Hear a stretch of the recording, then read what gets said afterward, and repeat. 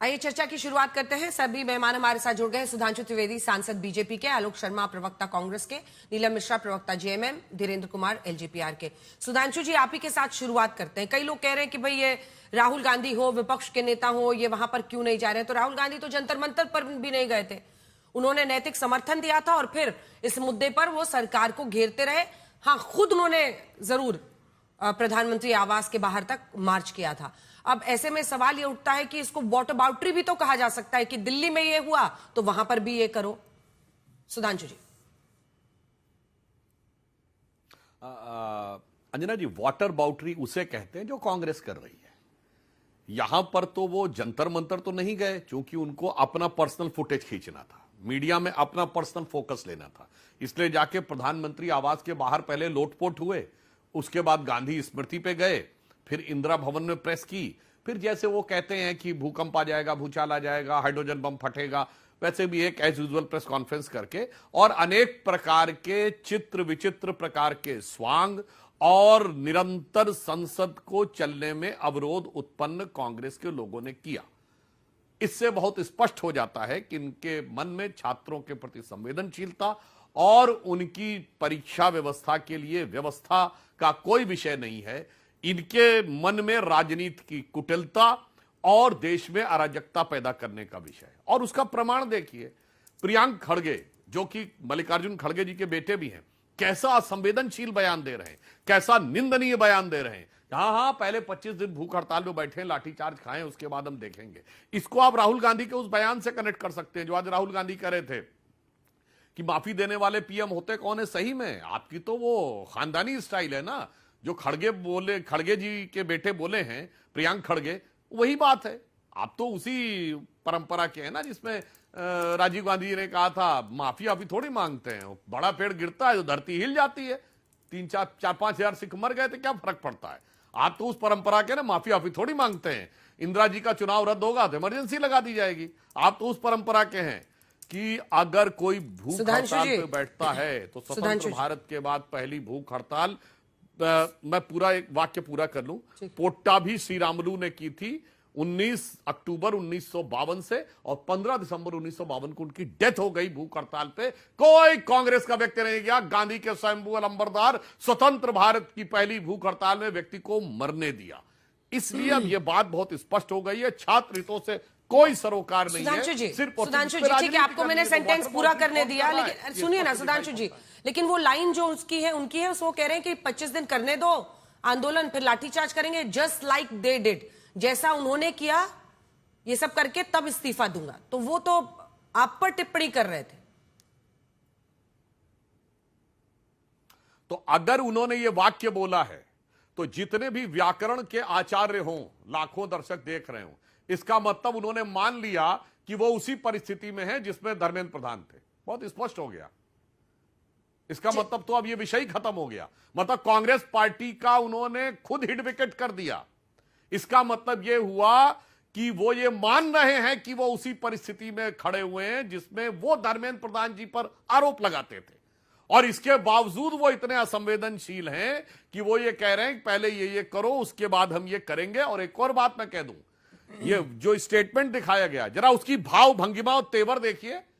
सब कुछ शब्द ही नहीं होते हैं, वो जो टोन एंड टेनर होता है, जो आपका एक्सप्रेशन होता है, जिसे कहावत होती ना, एक कही बैनन अनेक कही नैनन। तो जो बैनन यानी जो शब्द कह रहे थे, इसके साथ जो उनके नयन कह रहे थे, वो दिखाई पड़ रहा था अहंकार और असंवेदनशीलता का प्रमाण। इसीलिए मैं छात्रों से कहूंगा, बहुत सजग रहने की आपको आवश्यकता है। यह अवसरवादी अराजकतावादी तत्व सिर्फ आपको मोहरा बनाकर प्रयोग कर रहे हैं। झारखंड और कर्नाटक इसके प्रमाण। ठीक है, अब आलोक शर्मा जी, फोकस आप पर है, क्योंकि दो ऐसे राज्य जहां पर आज छात्र जवाबदेही मांग रहे हैं, जिसमें एक कर्नाटक है, तो वहां पर प्रियंक खड़गे जी ये कहते हैं कि जैसा इनके साथ हुआ वही सब कुछ यहां पर हो तब इस्तीफा दूंगा। ये कहां से ये दलील सही टिक सकती है? और क्या झारखंड में सरकार में शामिल होने की मजबूरी इतनी बड़ी है कि आप लोग नैतिक समर्थन इन बच्चों को देने को तैयार नहीं है? एक भी पोस्ट, एक ट्वीट नहीं आया है झारखंड पर। देखिए, दो सवाल अंजना जी, दो सवाल के हिस्से आए। सबसे पहला आपने प्रियंक खड़गे जी के लिए सवाल पूछा, कर्नाटक वाला। उन्होंने बिल्कुल वो तेवर कड़े करके, भाव भंगिमा कि जो बात सुधांशु भाई ने कही वो बिल्कुल उसी भाव भंगिमा में तंज कसा गया है कि हमारे यहां पर वैसी हालत नहीं है, तुलना मत कीजिए। हर चीज को तुलना करना ही वाटर अबाउटरी होती है, हम उस चीज की तुलना नहीं कर सकते हैं। बहुत दिन तक ये कहते रहे केरल में पेपर आउट हो गया, केरल में भी पेपर आउट नहीं था। कर्नाटक में जवाबदेही तय होगी कि किस तरह से पेपर में डुप्लीकेसी हुई है, एमए हिस्ट्री के पेपर में और पीसीएस के जो पेपर हुआ है सेकंड पेपर में, उसका क्वेश्चंस की रिपीटिशन है। जवाबदेही तय होगी। जहां तक बात दूसरा हिस्सा आपका है झारखंड का, झारखंड में हम केवल ट्वीट तक नहीं है, हमने झारखंड के जो पीएससी के जो चेयरमैन थे उनको अरेस्ट कराया है। क्या नीट के पेपर में एनटीए के चेयरमैन को आज तक, चेयरमैन तो छोड़ दीजिए, क्या क्लर्क को भी अरेस्ट कराया गया? क्या सीबीआई की जांच ने क्या इनोवेटिव व्यू कंपनी के जाकर दरवाजे पर दस्तखत दी? दो चीजों में फर्क है, एक तरफ नियत और नीति दोनों में खोट नजर आता है। 2024 में भी पेपर आउट हुआ, 48 लोगों को 90 दिन तक चार्जशीट फाइल नहीं हुई। जिस दिन कानून पास होता है संसद के अंदर, उसी दिन दो डबल इंजन की सरकारों में पेपर आउट हो जाते हैं, लीक हो जाते हैं। दोनों चीजों में फर्क है। अगर वहां पर झारखंड में एक्शन नहीं हुआ होता तो हम पूरी तरह से झारखंड की सरकार, चाहे वो हमारी कोएलिशन की सरकार है, हम सवालिया निशान लगाते, हम उसके खिलाफ आवाज उठाते। दूसरी चीज, वहां पर एनएसयूआई और यूथ कांग्रेस बच्चों के साथ बैठी हुई है। हमारे महानगर के अध्यक्ष रांची के बच्चों के साथ बैठे हुए हैं। हम बच्चों से दूर नहीं हैं। भाव भंगिमा और तमाम चीजें तो मोदी जी की देखनी चाहिए। स्वांग तो मोदी जी रच रहे हैं, राहुल जी नहीं रच रहे हैं। स्वांग तो मोदी जी 11:30 बजे आकर कभी रील इस तरह की, कभी उधर की, लेकिन बच्चों ने रील बनाना भी सिखा दिया उनको। मुझे लगता है कि परीक्षा व्यवस्था की बात अभी सुधांशु भाई ने कही, अगर नीट के पेपर में आउट होने पे 2 साल पहले अगर पेपर लीक कैसे रोका जाए इस पर काम सीरियसली किया गया होता तो मैं समझता हूं कि परीक्षा व्यवस्था में सुधार आ जाता। ठीक है आलोक जी, लेकिन एक काउंटर क्योंकि क्वेश्चन अपने आपसे लोगों भी को है, बचाना था, एक काउंटर क्वेश्चन आपसे भी एनडीए है। में आरएसएस बोलिए और बीजेपी, जी पूरा कर लीजिए, पूरा कर लीजिए। जी मैं कहता हूं कि पूरी तरह से परीक्षा व्यवस्था को रोकने में, परीक्षा व्यवस्था को सुधारने में इन लोगों ने एक कदम नहीं उठाया। सुप्रीम कोर्ट तक ने फटकार लगाई। अगर वहां पर हाई कोर्ट फटकार लगाएगा, हम सरकार के बिल्कुल मुखर होकर हम उसके विरोध में रहेंगे, चाहे मंत्री हमारा ही क्यों ना हो। ठीक है, लेकिन क्या राज्यों में आलोक जी, ठीक है, अब काउंटर क्वेश्चन सुनिए सर, अब काउंटर क्वेश्चन सुनिए ना, क्या आलोक जी कर्नाटक में, झारखंड में शिक्षा मंत्री की कोई जवाबदेही नहीं है? यहां पर तो इस्तीफा लेने के बाद ऐसा लगा जैसे कि अब तो भाई पेपर लीक ही रुक जाएगा। एक तो अकाउंटेबिलिटी क्या यहां पर नहीं है, और वहां पर छात्रों से जाकर संवाद सरकार क्यों नहीं कर रही है? आप लोग यही तो शिकायत कर रहे थे ना कि सरकार जाए जंतर मंतर पर बात करे। आखिरकार उन्होंने जिस भी तरीके से हो अपना बात किया, घर पे बुलाया, वहां गए, यहां गए, जो भी हुआ। आपकी तरफ से सेंसिटिविटी क्यों नहीं दिखाई जा रही? वो जो देवेंद्र महतो जी हैं वो भी भूख हड़ताल पर है आलोक जी। देखिए, भूख हड़ताल से शुरू कर लेते हैं। एक गंगा सफाई के लिए जीडी अग्रवाल जी थे, ऋषिकेश में 113वें दिन उनकी मृत्यु हुई थी, और बीजेपी के तमाम लीडर्स, वो आरएसएस से भी और बीजेपी से भी जुड़े रहे। प्रोफेसर साहब से मिलने कोई भी नहीं गया। हमारे यहां पर अगर कोई इस तरह से बैठा हो तो जरूर जाना चाहिए, और हम जाएंगे भी, सरकार भी जाएगी। सरकार ने जो कदम उठाने चाहिए थे तुरंत उठाए हैं। धर्मेंद्र प्रधान का इस्तीफा संवेदनशीलता के आधार पर नहीं हुआ। सरकार ने पूरी तरह से कसम खा रखी थी। एक दिन पहले इंडिया टुडे ने ब्रेकिंग न्यूज चलाई थी कि इस्तीफा नहीं होगा। सरकार नहीं चाहती थी, सरकार ने तो मजबूरी में इस्तीफा लिया है, जब देश की जनता ने धर्मेंद्र प्रधान को बर्खास्त कर दिया है। जब सरकार को यह लगने लगा कि हमारा वोट बैंक खिसक रहा है, हमारी हालत खराब है, तब जाकर इन्होंने उनका इस्तीफा लिया है। वो इस्तीफा संवेदनशीलता के आधार पर नहीं था, जनता ने उनको बर्खास्त किया था। अब इन्होंने कहा साहब छात्रों को सतर्क रहना चाहिए। मैं बिल्कुल कहूंगा छात्रों को सतर्क रहना चाहिए। जो खुद की अपनी डिग्रियां जिस व्यक्ति की नहीं पता हो, वो परीक्षा पे चर्चा करता हो, तो जनता को सतर्क रहना चाहिए। छात्रों को तो खास तौर पर 2 करोड़ रोजगार देंगे और पता नहीं कौन कौन से वायदे युवाओं के लिए हुए थे, तो युवा अब समझ चुके हैं। सुधांशु जी जवाब दीजिए आप, उसके बाद से मैं नीलम जी के पास जाऊंगी। उनकी भाषा के प्रश्न चिन्ह लगा सकते हैं। जी आलोक जी। लेकिन हम केवल ये कहना चाहेंगे कि राजीव गांधी जी ने किसी भी रूप में माफी मांगने से मना नहीं किया था। उनका बयान जो था वो बड़े पेड़ वाला, उसको भी तमाम तरह से तोड़ा मरोड़ा गया है। और हमने तो 84 में जो हुआ उसके लिए संसद में भी माफी मांगी और संसद के बाहर भी माफी मांगी। हमने इमरजेंसी के लिए भी माफी मांगी। आज प्रधानमंत्री महोदय एक 15 साल की बच्ची को माफी मंगवाने के लिए कहते हैं, लेकिन अपनी सांसद जो पूरे के पूरे युवा पीढ़ी को गटर जनरेशन कहती है, उस पर किसी की हिम्मत नहीं है कि 2 शब्द बोल दें। ठीक है, सुधांशु जी जवाब दीजिए, फिर मैं नीलम जी आपके पास आ रही हूं। बस इस स्पेसिफिक में 3 पॉइंट। स्वांग रचना किसे कहते हैं बहुत स्पष्ट है। झारखंड की सरकार में भागीदार है, गठबंधन में बड़े भाई हैं और कह रहे हैं हम तो समर्थन दे रहे हैं, हम तो वहां बैठे हुए हैं। अरे भैया समर्थन जरूरत नहीं, आप सत्ता में एक फोन करिए और उनकी मांग पूरी करवा दीजिए। अब क्या जवाब दे रहे हैं? अगर हाई कोर्ट फटकार लगाएगा तो हम इस पे करेंगे। तो मैं पूछना चाह रहा हूं भाई साहब, ये पंजाब में आप तो पूरा आंदोलन कर रहे हैं आम आदमी पार्टी की सरकार के खिलाफ, हम भी विरोध कर रहे हैं, आप भी, तब तो आप नहीं करेंगे पंजाब में हाई कोर्ट फटकार लगाएगा तब हम इस्तीफा मांगेंगे। ये होता है पंजाब में सीधे मांगेंगे, दिल्ली में हल्ला मचाएंगे, वहां कहेंगे सत्ता में रहकर भी हम साथ में हैं, हम विरोध में नहीं हैं। यही जो आपकी जो सोच है ये बच्चों के सामने बहुत साफ साफ उजागर हो जाती है कि आपकी वास्तविक सोच क्या है और आप किस प्रकार का दिखावा करने का प्रयास कर रहे हैं। इसलिए मैं आपसे सिर्फ यह कहना चाहूंगा, अगर वास्तविक संवेदनशीलता है तो वो राज्य दर राज्य और वह परिस्थिति दर परिस्थिति और वो मंत्री दर मंत्री बदल नहीं सकती, वो एक ही रहना चाहिए। जैसे आप लोग चुनाव में भी कहते थे झारखंड में तो चुनाव आयोग ने अच्छा काम किया था, कर्नाटक में अच्छा काम किया था, बाकी जगह गड़बड़ किया था, वैसे ही झारखंड में संवेदना अलग है, कर्नाटक में संवेदना अलग है, पंजाब में संवेदना अलग है, दिल्ली में संवेदना अलग है। चलिए अब जवाब दे इसका आप दें, उससे पहले एक बार नीलम मिश्रा जी के पास चलते हैं। नीलम जी, आपकी सरकार, हेमंत सोरेन जी खुद शिक्षा मंत्री भी हैं, क्यों नहीं बात करने की कोई पहल हो रही है वहां पर छात्रों से? और आलोक जी कह रहे हैं कि हम एक्शन ले रहे हैं, हम ये कर रहे हैं वो कर रहे हैं, लेकिन छात्र तो नहीं हट रहे हैं वहां से। भाई छात्र तो लगातार लगे और मतलब उनकी बातें आप सुनिए तो बहुत पीड़ा में वो भी है, लगातार इतने दिनों से छात्र बैठे हैं। नीलम जी देखिए अंजना जी, छात्र कहीं के भी हो, झारखंड के हो, जंतर मंतर के हो या देश के किसी भी कोने के हो, छात्र होते हैं, उनको राजनीति से दूर रखना चाहिए। लेकिन जिस तरह से छात्रों के मुद्दों को लेकर के राजनीतिकरण किया जाता है, ये बहुत शर्मसार करने वाली बातें हैं। और जहां तक मैं आपको बता देना चाहती हूँ कि हेमंत सोरेन जी डे 1 से किस तरह से संवेदनशीलता के साथ छात्रों के साथ हैं, यही कारण है। उनकी गंभीरता को देखिए, रातों रात उन्होंने सीआईडी का जांच बिठाया, जेपीएससी कार्यालय में रेड पड़ता है, वहां के सारे दस्तावेज मतलब कब्जे में लिए जाते हैं, रातों रात जेपीएससी के अध्यक्ष को इस्तीफा देना होता है और भी सभी जेपीएससी के सदस्य जो हैं वो पूछताछ में लगे हुए हैं, पूछताछ उनसे चल रही है। 11 लोगों की गिरफ्तारी हो चुकी है। और आपको मैं बता देती हूँ कि जो मुख्य आरोपी है सुमन सौरभ, आंसू का नेता का बेटा है, यही भाजपा के गठबंधन।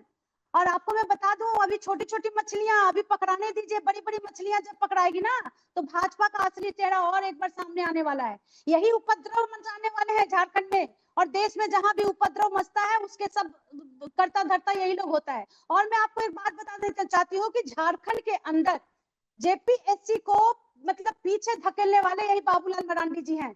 जब ये पहले मुख्यमंत्री झारखंड के बनते हैं, पहला जेपीएससी आंदोलन, पहला जेपीएससी का जब एग्जाम होता है तो यही बाबूलाल मरांडी जी, इतना भ्रष्टाचार उसमें होता है कि अभी तक दिलीप प्रसाद सहित जितने भी लोग हैं उनके साथ जेल के अंदर है और उनके साथ जो भी है कानूनी कार्रवाई चल रही है। तो ये तो इन लोगों की हालत है। और इतने 16 सालों तक भारतीय जनता पार्टी झारखंड में शासन में रहने के बावजूद भी हार्डली हमको लगता है 4 से 5 जेपीएससी एग्जाम वो करवा पाए। और माननीय मुख्यमंत्री हेमंत सोरेन जी अपने 6 साल के कार्यकाल में 5 बार 5 जेपीएससी बैकलॉग जेपीएससी एग्जाम करवा रहे हैं। तो ये है इनकी गंभीरता और संवेदनशीलता, आपको ये समझना पड़ेगा। और किस प्रकार से सीआईडी का जांच चल रहा है, ताबड़तोड़ दस्तावेज जब्त किए जा रहे हैं, डिजिटल जांच हो रहा है, सारा चीज। आप थोड़ा सा निश्चिंत रहिए। और मैं भाजपा के प्रवक्ता को यहाँ सुधांशु जी को मैं पूछना चाहती हूँ कि आप बड़ा यहाँ पर व्याकरण और गणित का ज्ञान दे रहे थे कि ये व्याकरण और गणित, बताइए ना ये कौन सा गणित है जो सोनम वांगचुक को आप लोगों ने चीन का एजेंट बताया, उसी सोनम वांगचुक को हॉस्पिटल में जाकर के आप भूख हड़ताल भंग करवाते हैं। तो आज तक किसी भी केंद्र सरकार को देखे हैं क्या कि चीन का एजेंट और पाकिस्तान का एजेंट देशद्रोही को जाकर के भूख हड़ताल तोड़वाता है? तो किस प्रकार का नैतिकता है? मतलब छात्रों के विषय में कोई नैतिक अधिकार भाजपा को है ही नहीं कि छात्रों के विषय में ये बात करें। सिर्फ नाटक नौटंकी करके पूरे देश में कैओस फैलाने का काम करते हैं। जंतर मंतर में क्या हुआ छात्रों के साथ? 23 दिन तक छात्रों पे लाठियां चलती है, वाटर कैनन, पैलेट गन, क्या व्यवहार हुआ? 2-3 लड़की वहां भी मरती है, 23-24 बच्चियां मर गई, उसके बाद भी कोई गंभीरता नहीं। और जंतर मंतर से झारखंड का तुलना किया जा रहा है जो बिना भाजपा के। नीलम जी एक सेकंड नीलम जी सुनिए, थोड़ा सा बीच में सुन भी लीजिए, काउंटर क्वेश्चन जब हो तो सुन लेना चाहिए। देखिए, दो बातें हैं। एक तो छात्र आंदोलन पर बैठे हैं, जंतर मंतर पर जब वो बैठे उनकी बात मानी गई, फिर वो आंदोलन कॉल ऑफ किया उन्होंने। आपके झारखंड में रांची में जो आंदोलन हो रहा है वो आपके उठाए गए कदम से अभी छात्र नहीं माने हैं। वो तो 10 तारीख को कह रहे हैं कि हम विधानसभा के लिए मार्च करेंगे। तो आपको जो बीजेपी पर हमला करना है उस पर आप करते रहिए, कोई दिक्कत नहीं है, लेकिन आप ये नहीं बता रही हैं कि आप लोग क्या करेंगे। और आप लोग देवेंद्र महतो से बात क्यों नहीं कर रहे हैं जो भूख हड़ताल पर है? या अगर सीएम साहब की बात हो गई है तो मुझे बता दीजिएगा, हो सकता है जानकारी ना हो। सीएम साहब के साथ उनके नेतृत्व में सारी प्रक्रियाएं चल रही है, थोड़ा सा धैर्य रखिए, छात्रों के साथ गलत नहीं होगा। हम लोग बिल्कुल छात्र के साथ है, पूरी तरह से संवेदनशीलता के साथ है, रिजल्ट देखने लायक होगा। और जो एक्शन लिया जा रहा है अभी माननीय मुख्यमंत्री हेमंत सोरेन जी के द्वारा वो ऐतिहासिक है, क्योंकि आज तक पूरे देश में ऐसा एक्शन लेने वाला मुख्यमंत्री नहीं मिला जो रातों रात जेपीएससी में छापा मारते हैं, सीआईडी से छापा मरवाया जाता है। पूरे प्रशासन का इस्तेमाल कर वही बात है ना नीलम जी, वही बात है कि देखिए यहाँ पर इतने दिनों तक ये लोग भी पेपर लीक पर आंख बंद करके बैठे रहे और फिर हालत ये हुआ कि बच्चों को सड़कों पर आना पड़ा। भाई आंखें बंद करके ही बैठे थे तभी तो ये हुआ स्थिति। आप लोग भी वैसे ही बात कर रहे हैं। आप मुझे बताइए नीलम जी एक सेकेंड, ये कोई पहली बार तो वहां पर हो नहीं रहा है। आप भी जानती हैं रांची में कितने इस तरह के मामले होते हैं, हम लोग जानते हैं कि क्या स्थिति है रांची की। आप मुझे बताइए कि अभय तिवारी कौन है मैम? अभय तिवारी जो कि कोई और नहीं, सीआईडी जिस अभय तिवारी का इशारा कर रही है, ये अभय तिवारी कौन है? जी बिल्कुल, टीडीपीएल जो कंपनी थी उनको इन्हीं के देखरेख में वो टीडीपीएल कंपनी थी। सोचिए, और ये मुख्य आरोपी हैं। और ये गोड्डा जिले में ब्लॉक सप्लाई ऑफिसर के पद पर तैनात है, सरकारी अधिकारी है मैम। और हैरानी की बात यह है कि यही सरकारी अधिकारी उस टीडीपीएल जिसका आप नाम ले रही हैं उसकी कंपनी से भी मिला हुआ था जो इन भर्ती परीक्षाओं का आयोजन करा रही है। इसने बड़ी बड़ी परीक्षाएं निकाली हुई हैं सिर्फ पेपर लीक से, और ये सरकारी अफसर बना हुआ था। और ये सब तब हुआ जब इस कंपनी को ब्लैकलिस्ट किया जा चुका था, फिर भी उसी कंपनी को काम। और यहीं से सबसे बड़ा सवाल उठता है कि अगर कोई कंपनी पहले ब्लैकलिस्ट हो चुकी थी तो फिर उसे दोबारा इतनी बड़ी परीक्षा कराने की जिम्मेदारी कैसे मिल गई? लेकिन धीरेन्द्र जी अब आपके पास जल्दी आ रहे हैं, एक बार एक बोल लें वो, उसके बाद से सुधांशु जी आप और आलोक जी जवाब दीजिएगा। बड़ा सवाल यह है कि यहां पे ये हुआ इसलिए वहां पर होना है। भाई ये ऐसा मुद्दा है ना जिस पर हर सरकार को जवाबदेह बनना होगा, क्योंकि ये मतलब ये बहुत सालों का गुस्सा है छात्रों का जो निकल रहा है। धीरेन्द्र जी। अंजना जी देखिए, जंतर मंतर पे हुआ तब भी लोक जनशक्ति पार्टी ने चिंता करी और समाधान निकला। यहां पर भी हमारे विधायक गए हैं, देवेंद्र महतो जी के पास ही अभी वो होंगे और उनका मत छोटी सी मांग है, सीआईडी पर उनको भरोसा नहीं, सीबीआई से जांच की मांग कर रहे हैं। तो कहां, वो तो बेचारे इतने अच्छे से मांग कर रहे हैं, क्या सत्ता के शीर्ष तक उसके कनेक्शन है? इसकी जवाबदेही कैसे तय होगी? महज आप किसी जो आरोप आप लगा रहे थे यहाँ पे, क्या इनके सत्ता में बैठे मंत्री और मुख्यमंत्री तक इसकी जांच नहीं होनी चाहिए? उनकी मांग अगर है कि सीबीआई से जांच हो और ये भी देना चाहते हैं कि उनको न्याय मिले, तो इसमें सरकार को सीबीआई जांच मांगने में क्या परहेज है? किसको बचाना चाह रही है कांग्रेस पार्टी या वहां पे ठीक है, इसका जवाब हम लेंगे, लेकिन उससे पहले खबर आ रही है जेपीएससी परीक्षा धांधली मामले में झारखंड के मुख्यमंत्री हेमंत सोरेन का बयान आया है जिसमें वो कह रहे हैं सीआईडी जांच रिपोर्ट पर फुल प्रूफ कार्रवाई करेंगे। पहले सुन लीजिए, फिर सुधांशु जी आ रही है।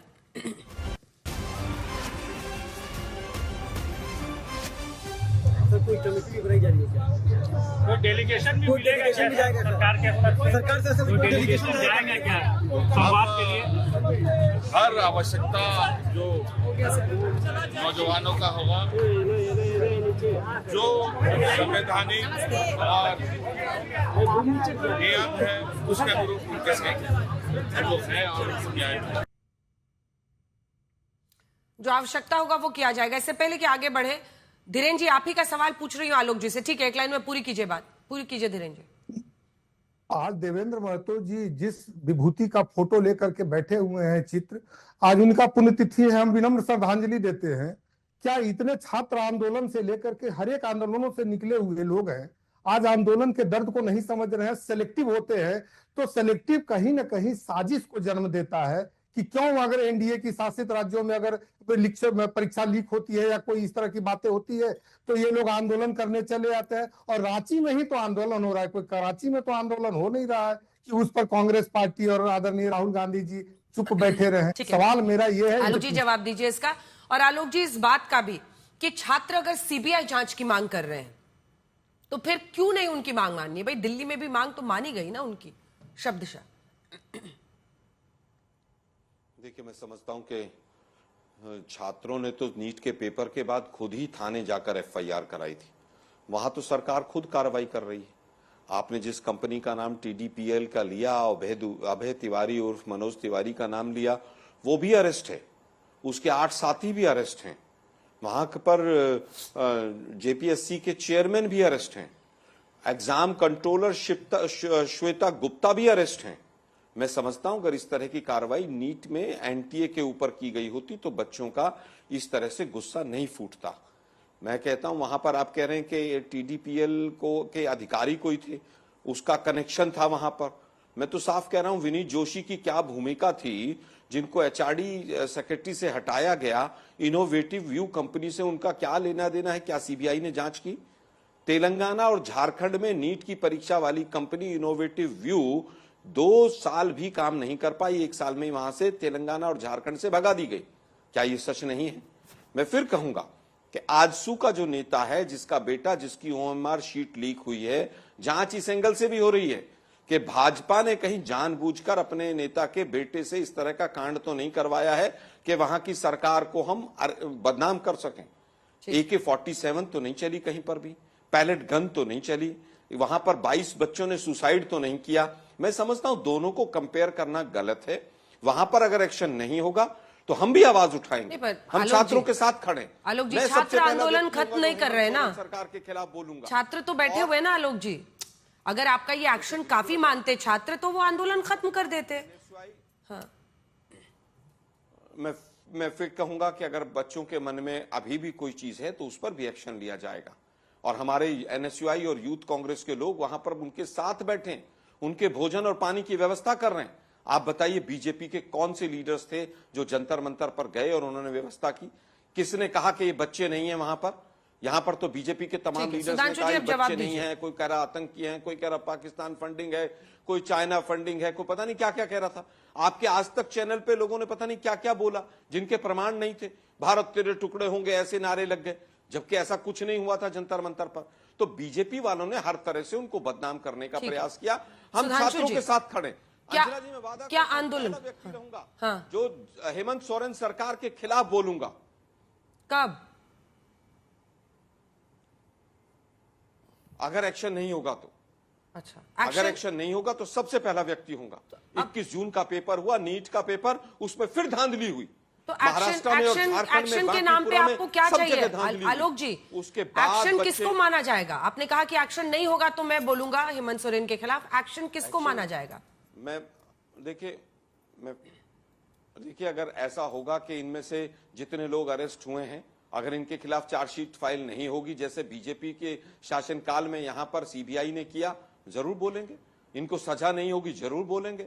अगर मुखिया को, संजीव मुखिया को जिस तरह से बरी कर दिया, क्लीन चिट दे दी, अगर वहां पर किसी को मिलेगी तो हम जरूर बोलेंगे। ठीक है, और संसद में भी बोलाएंगे, संसद में भी मुद्दा उठाएंगे। किया है ना, संसद में भी उठाएंगे, हो चाहे कोई भी हो, संसद में भी बिल्कुल संसद में ही मुद्दा उठाएंगे। सुधांशु जी, सबसे पहले मैं आज तक उठाऊंगा अगर उनके खिलाफ सख्त कार्रवाई नहीं होगी तो। ठीक है सर, अच्छी बात है सुधांशु जी।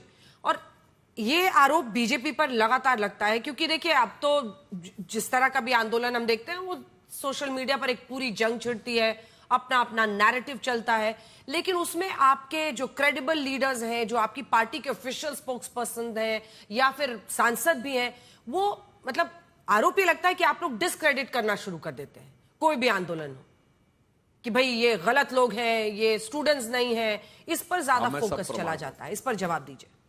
अब बिल्कुल हम इस बात को सप्रमाण बोल रहे हैं। देखिए, संवेदनशीलता के साथ संवाद क्या होता है मैं बताना चाहता हूं। हमारी सरकार ने क्या किया, जेपी नड्डा जी जो हमारे सीनियर मोस्ट लीडर्स में से एक है, राज्यसभा में नेता सदन है, पूर्व राष्ट्रीय अध्यक्ष हैं, और जितेंद्र सिंह जी जो पीएमओ में राज्य मंत्री हैं, इन दोनों ने जाके बात की। मैं चैलेंज करता हूं, कौन गया है भाई बात करने के लिए? उस स्तर का कोई व्यक्ति गया है जो जेएमएम में अध्यक्ष रहा हो अथवा वो मुख्यमंत्री का प्रतिनिधि मंत्री बन के गया हो? और एक नहीं, दो नहीं, 3 राउंड बात किया।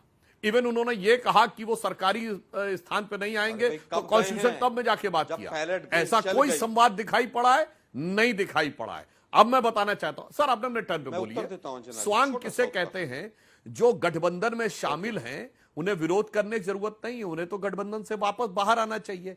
तीसरा उदाहरण आपको बताना चाहता हूं, अभी देखिए आलोक जी बोल रहे थे गटर जनरेशन और ये सब वाक्यों पे, जिसपे कि हम लोग बिल्कुल उसको उचित नहीं मानते हैं, मगर अभी जेएमएम की प्रवक्ता ने और खुद आलोक जी ने उनको राजनीतिक भी कह दिया, उनको उपद्रवी वर्ड कहा गया, उनको कहा गया कि वो बवाल कर रहे हैं, वो बीजेपी के टूल हैं, फलाना ढिमाका, सब कुछ कह दिया गया, मगर मुंह पे शटर लगा के गटर के अंदर चले गए, कुछ नहीं बोला। अब जो नैरेटिव की बात कही गई, अंजना जी तीसरा पॉइंट मैं आपको बताना चाहता हूं, जो कुछ वीडियो दिखाई पड़े, इतने घनघोर अश्लील वीडियो, उसके बाद क्या किसी को कुछ कहने की जरूरत क्या थी? और अब तो उसमें बातें सामने आ रही हैं, उसमें तो कोई छात्र था ही नहीं। जो अंट शंट भद्र अभद्र, कितनी गंदी भाषा का प्रयोग सबके लिए कर रहे थे, अब जो जो चीजें सामने आ रही हैं तो वो तो थे नहीं। और एंटी नेशनल कौन कहता है? आलोक जी जरा कान खोलिए और सुनिए। और मैं जेएमएम की प्रवक्ता से भी कहना चाहता हूं, सोनम वांगचुक पे हमने आरोप नहीं लगाया था। Office of the deputy commissioner of ले, उसने लिखा है यूपीए सरकार में 28 फरवरी 2007 सोनम वांगचुक को लेटर लिखा है। पॉइंट नंबर 4 कहता है, you have been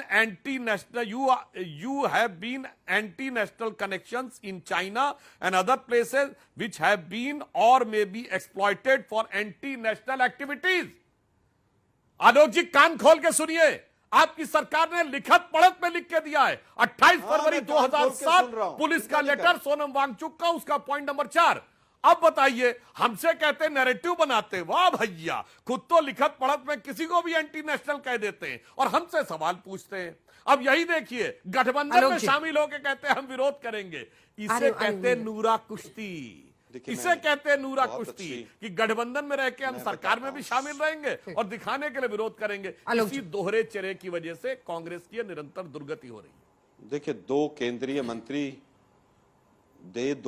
मंत्री जब गए जब पैलेट गन चल गई, 2 केंद्रीय मंत्री जब गए जब संसद का घेराव दिखाई दिया, 2 केंद्रीय मंत्री जब गए जब पूरी तरह से सैकड़ों बच्चे हॉस्पिटल में चले गए, जो केंद्रीय मंत्री जब गए जब दर्जनों पुलिस वाले भाई भी हमारे जख्मी हो गए, 2 केंद्रीय मंत्री जब जागे जब सोनम वांगचुक हॉस्पिटल एम्स चला गया, जब जागे वो जब पूरी तरह से अव्यवस्था फैल चुकी थी। इसलिए क्रेडिट लेने का प्रयास मत कीजिए, इसी को स्वांग कहते हैं।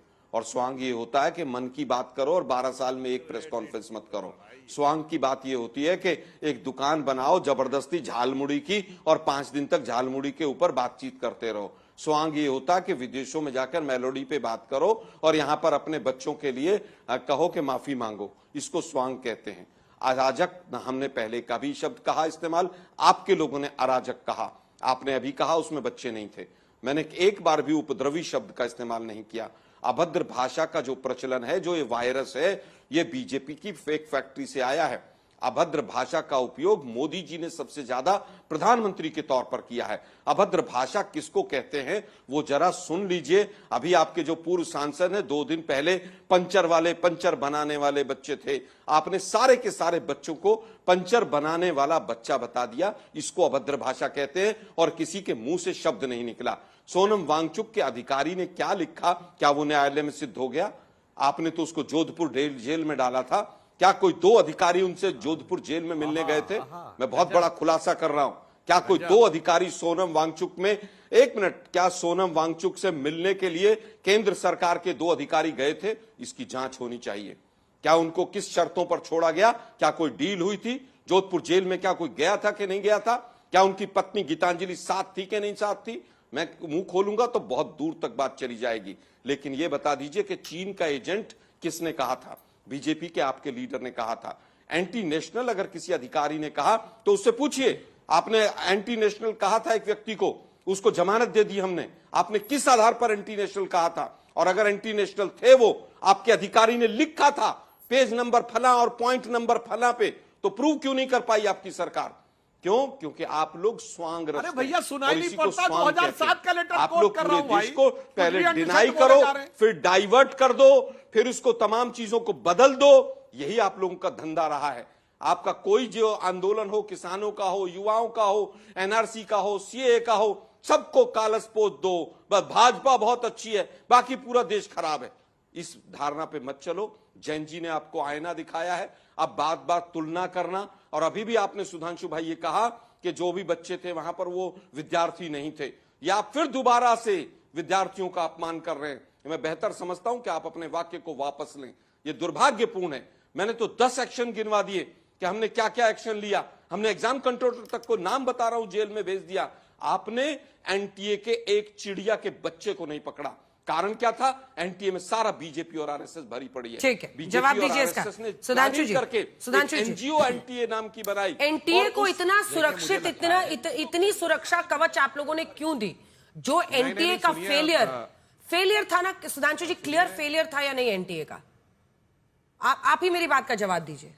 नहीं, सुनिए, पहली बात, आलोक शर्मा को इतना सरेआम झूठ नहीं बोलना चाहिए भाई। मैंने 28 फरवरी 2007 का लेटर कोट किया है और यह भी हमसे कह रहा है कि आप अधिकारी से पूछिए। अरे शर्म आनी चाहिए इतना बड़ा झूठ बोलते हुए।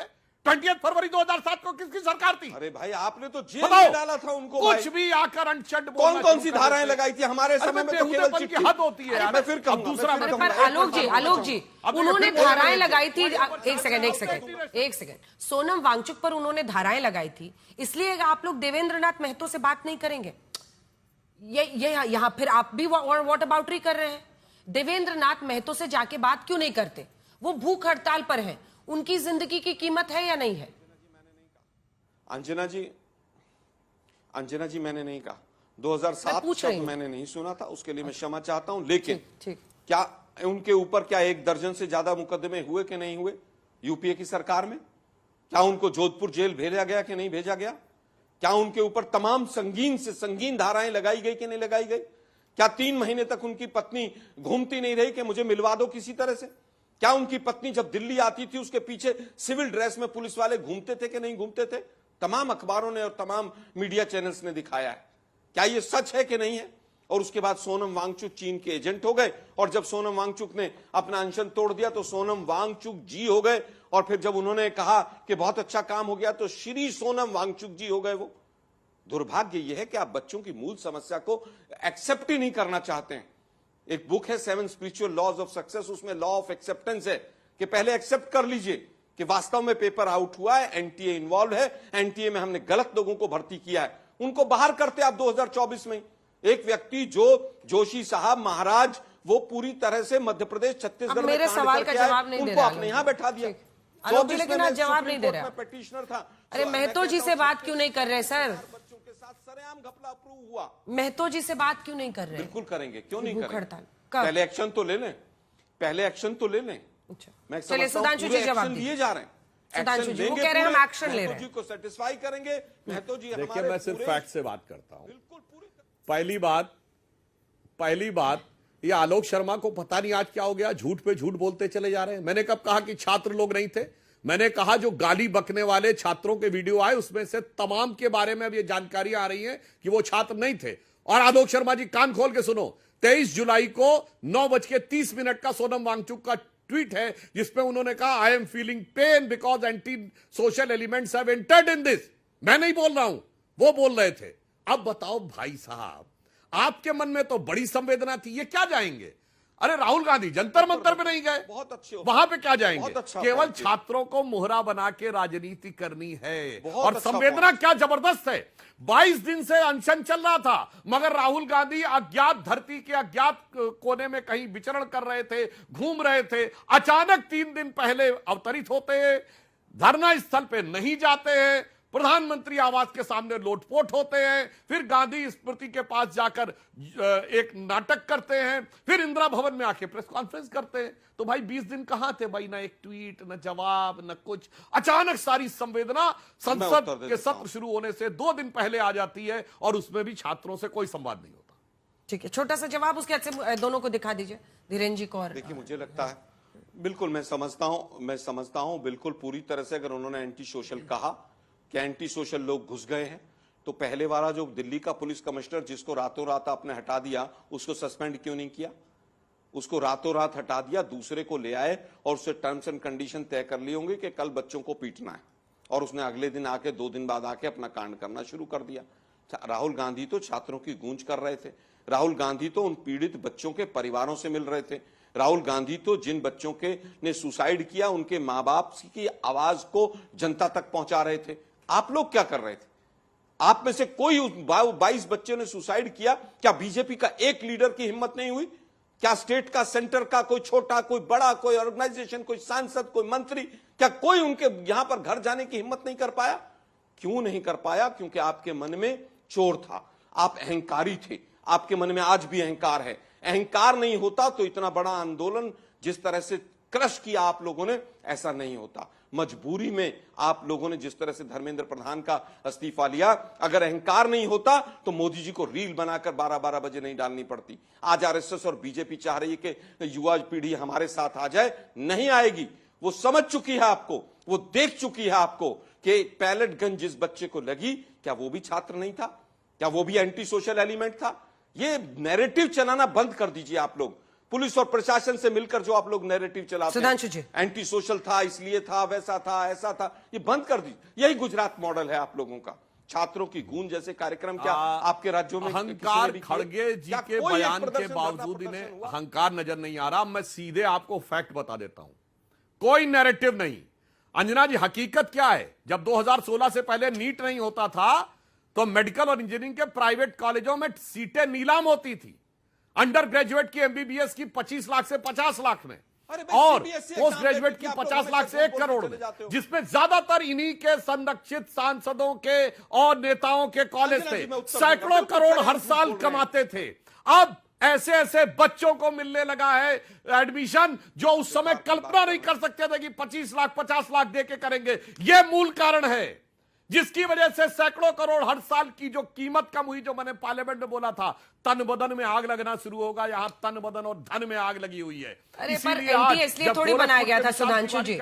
सुधांशु जी, अगर सीट्स की, सुधांशु जी, ये उस जमाने में नहीं संभव था। असली कारण ये है, ये असली कारण धन है। सुधांशु जी, सीट्स की नीलामी रोकने के लिए जुड़ा हुआ मन नहीं है। सुधांशु जी, एक सेकंड सर, सीट्स की नीलामी रोकने के लिए आपने एनटीए बनाया, ठीक है? आप ही कह रहे हैं कि हमको व्यवस्थित करना था, पूरा एक टेस्टिंग एजेंसी बनानी थी, लेकिन उस एनटीए की अकाउंटेबिलिटी क्यों नहीं तय की गई?